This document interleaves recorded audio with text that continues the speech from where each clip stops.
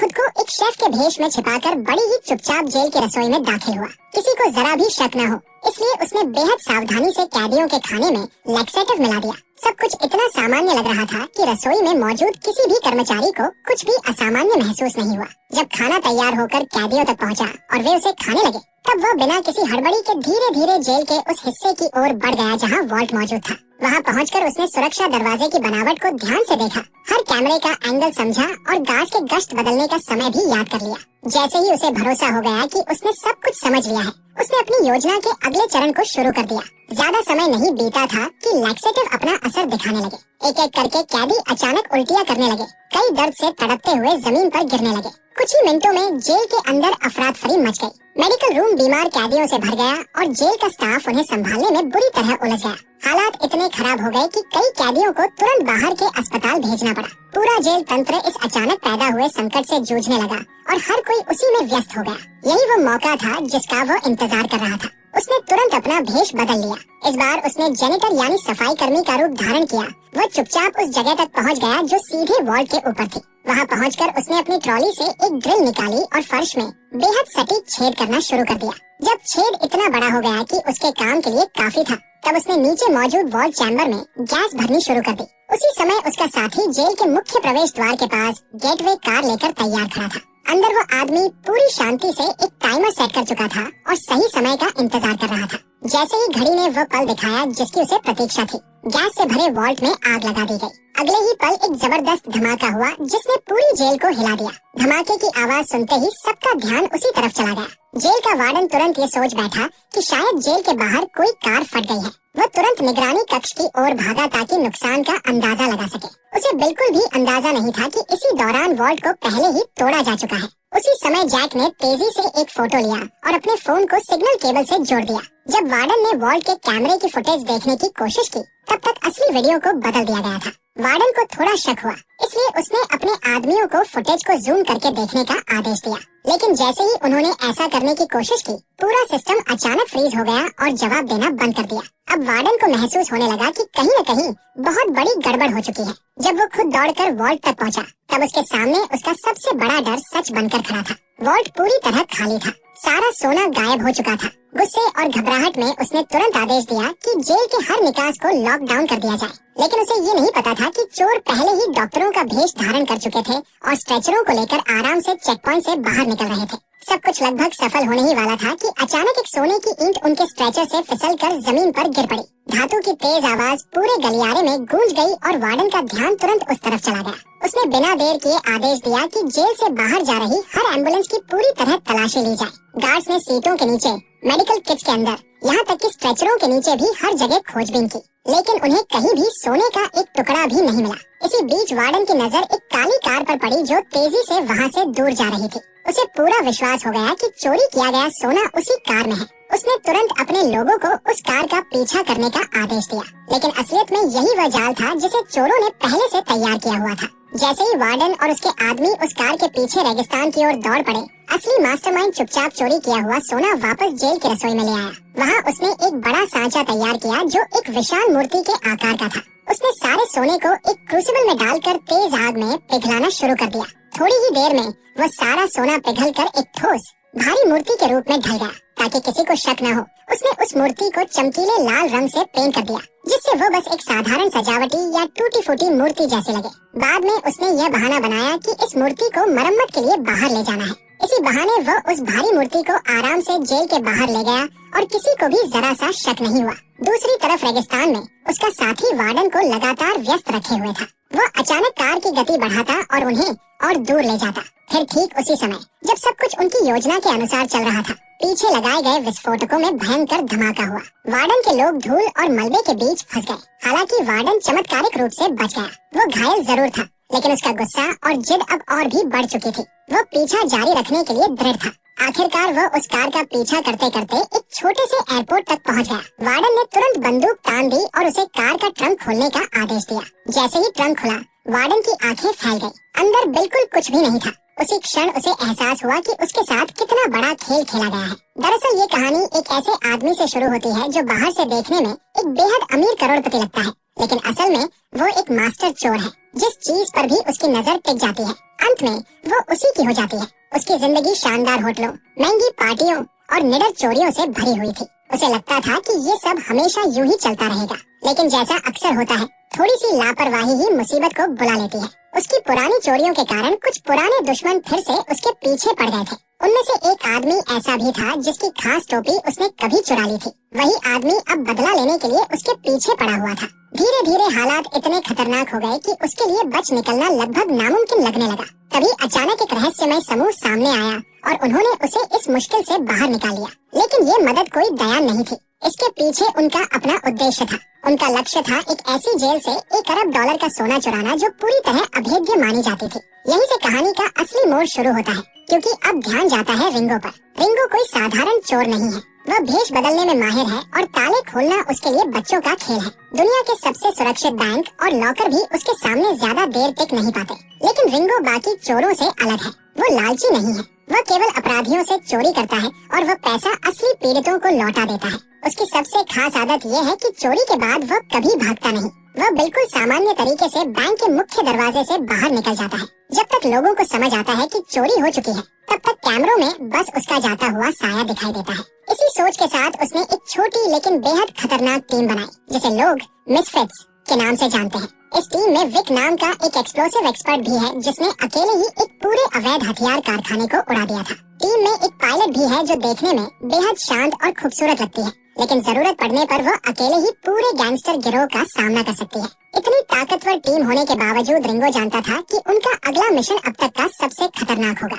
उनका निशाना था अरबती शुल्त्ज, जो ऊपर से एक सम्मानित निवेशक लगता है, लेकिन गुप्त रूप से आतंकवादियों के साथ मिलकर पैसा कमाता है। उसकी कई निजी जेलें हैं और उनमें से एक के अंदर $1 अरब से ज्यादा का सोना छिपा कर रखा गया है। उस मिशन को पूरा करने के लिए उन्हें एक ऐसे आदमी की जरूरत थी जो जेल से भागने में माहिर हो। इसलिए उनकी नजर रिचर्ड पर गई, जो उस समय लॉस एंजलिस की जेल में बंद था। रिचर्ड कोई साधारण कैदी नहीं था, चोरी की दुनिया में उसका नाम काफी मशहूर था। जेल में बंद होने के बावजूद उसका दिमाग पहले की तरह तेज और योजनाओं से भरा हुआ था। मिसफिट्स टीम को पता था कि अगर कोई ऐसा इंसान है जो पहले जेल से निकलने और फिर उसी जेल को लूटने की योजना बना सकता है, तो वो रिचर्ड ही है। उसी समय लॉस एंजलिस की जेल में भी घटनाएं तेजी से बदलने लगी। फेडरल एजेंट्स को आदेश मिला कि रिचर्ड को एक निजी जेल में ट्रांसफर किया जाए। यह निजी जेल किसी और की नहीं बल्कि अरबती शुल्त्ज की थी।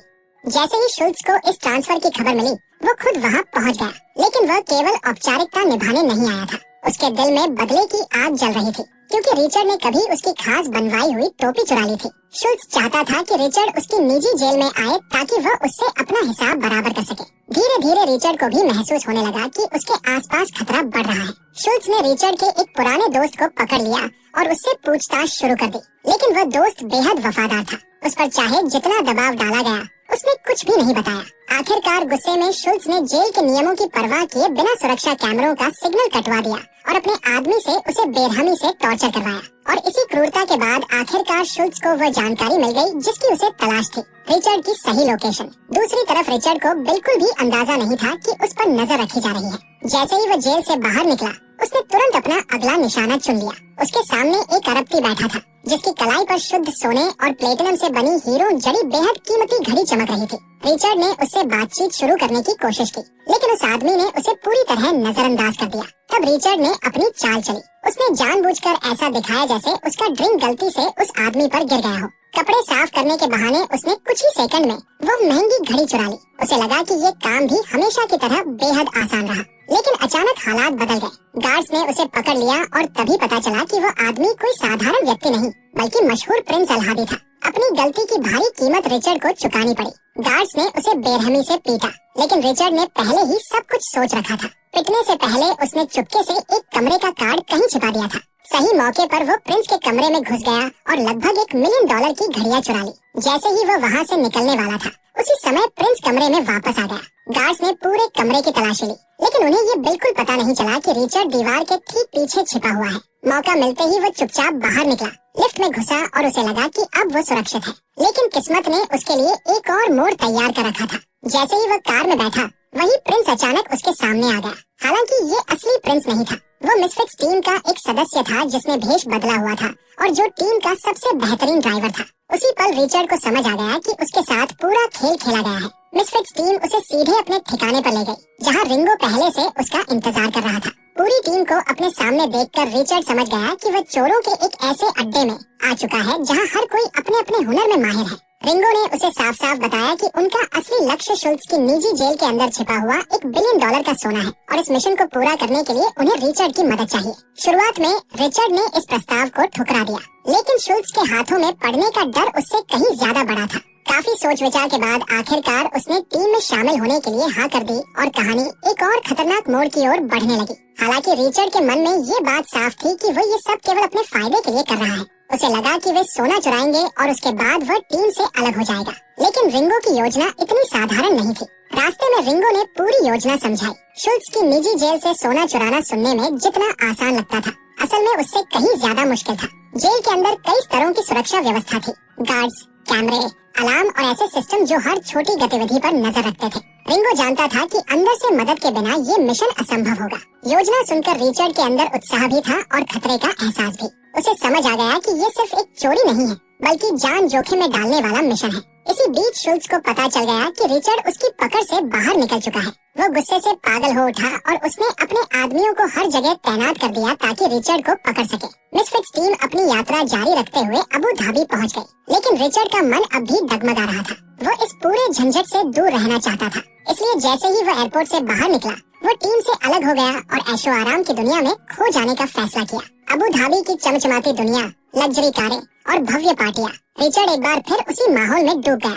उसे लगा कि किस्मत फिर से उसके साथ है। एक शानदार पार्टी में उसकी नजर एक अरबती पर पड़ी जो एक ब्रांडेड घड़ी पहने हुए था। हमेशा की तरह रिचर्ड ने अपना खेल शुरू किया और कुछ ही सेकंड में वो घड़ी उसके हाथ में आ गई। लेकिन इस बार कहानी अलग थी। जैसे ही वो वहाँ से निकलने वाला था, एक रहस्यमयी महिला उसके सामने आ गई। उसने न सिर्फ वो घड़ी उसके असली मालिक को वापस कर दी, बल्कि रिचर्ड को बच्चों के खिलौनों का एक पैकेट भी थमा दिया। सब कुछ इतनी तेजी से हुआ कि रिचर्ड हैरान रह गया। जब उसने ध्यान से उस महिला को देखा तो उसे ऐसा लगा जैसे उसके पैरों के नीचे की जमीन खिसक गई हो। वह महिला कोई और नहीं बल्कि उसकी अपनी बेटी होप थी। तलाक के बाद रिचर्ड ने कई सालों से उसे नहीं देखा था। अचानक अपनी बेटी को सामने देखकर उसकी आंखें भावनाओं से भर गई। होप की मौजूदगी ने रिचर्ड को अंदर से बदल दिया। उसे एहसास हुआ कि उसने हमेशा सिर्फ अपने बारे में सोचा और अपनी बेटी को अकेला छोड़ दिया। होप ने उसे बताया कि वो उसके बारे में सब कुछ जानती है, यहाँ तक कि मिसफिट्स टीम की योजना के बारे में भी। उसी पल रिचर्ड ने फिर से रिंगो से संपर्क किया। इस बार वह लालच के कारण नहीं,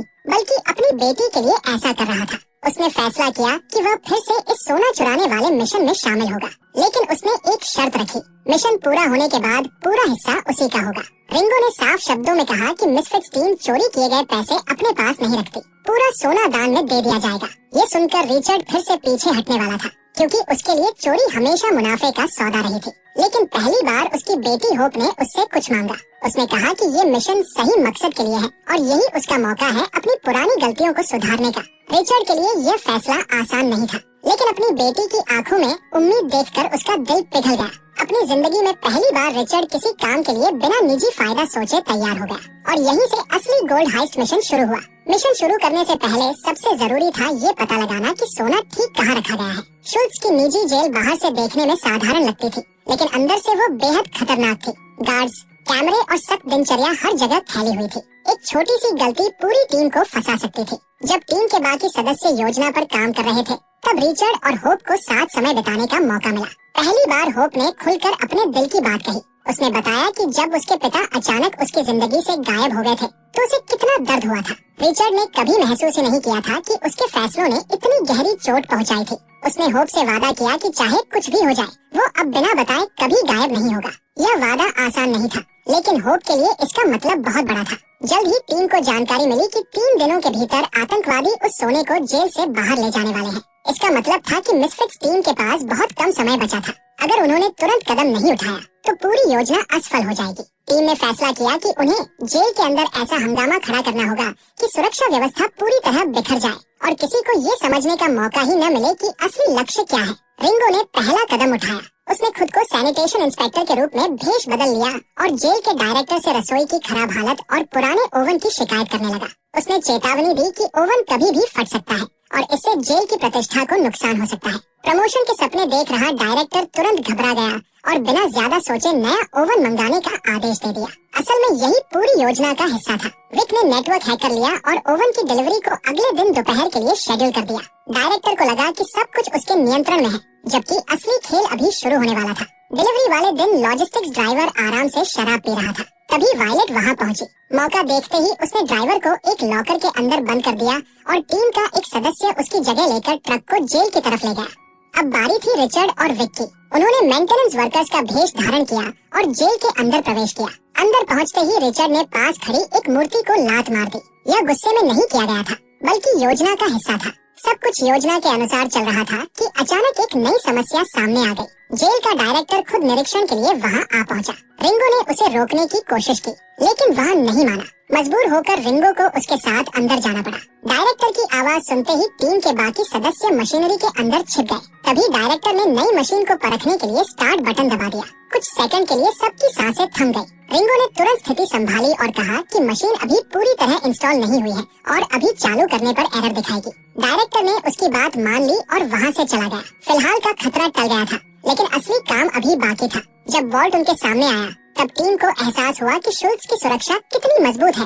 मोटे दरवाजे, सेंसर और लगातार सक्रिय अलार्म सिस्टम। यहीं से योजना का अगला हिस्सा शुरू हुआ। जेल के अंदर ऐसा हंगामा पैदा करना कि किसी का ध्यान वॉल्ट की तरफ न जाए। मिशन के अंतिम चरण में मिसफिट्स टीम ने चुपचाप वॉल्ट से सोना निकालकर उसे चैरिटी में भेज दिया। उन्होंने अपने लिए एक भी डॉलर नहीं रखा। रिचर्ड ने रिंगो और पूरी टीम का धन्यवाद किया और वादा किया कि अब वो कभी स्वार्थी होकर काम नहीं करेगा।